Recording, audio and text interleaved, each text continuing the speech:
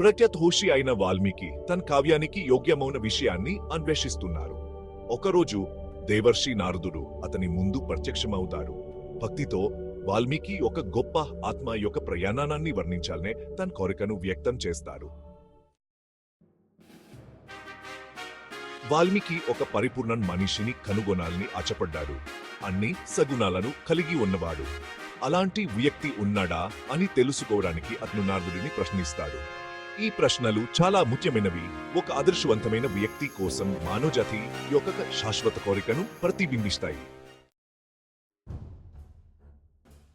నారదుడు వాల్మీకి యొక్క అన్వేషణకు సమాధానమిస్తూ పరిపూర్ణతకు చిహ్నంగా శ్రీరాముడిని ఆవిష్కరిస్తాడు. అతను రాముడి లక్షణాలను వివరిస్తాడు. శబరయాన్, ధర్మనిష్ఠ, దయ, ఇతర సద్గుణాలు. ఈ శక్తివంతమైన విశేషణాలు రాముడి అసాధారణమైన వ్యక్తిత్వాన్ని నొక్కకి చెబుతాయి. 4వ భాగం రాముడి శబర్యం మరియు ధర్మనిష్ఠ, రాజు మరియు దేవుడు. రాముడి వీరత్వం పురాణ ప్రసిద్ధమైనది. ఉదాహరణకు భయంకరమైన రాక్షసి తాటకిని అతను సమరించారు. తన అద్వితీయమైన శౌర్యాన్ని ప్రదర్శించారు. కానీ అతని బలాన్ని మాత్రమే నిర్వచించదు. ధర్మానికి రాముడి యొక్క దీక్షమైన కట్టుబడి, అది అతని వనవాసాన్ని కూడా సూచిస్తుంది. అతని ఇతరుల నుండి వేరుగా ఉంచుతుంది. తన ప్రజల పట్ల ఆయనకున్న అపారమైన ప్రేమ మరియు ఆదర్శ రాజుగా ఆయన పాత్ర నిజంగా స్ఫూర్తిదాయకం.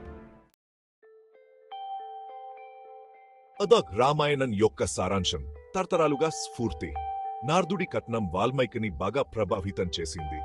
శాశ్వతమైన ఇతిహాసం రామాయణాన్ని రచించడానికి దారితీసింది.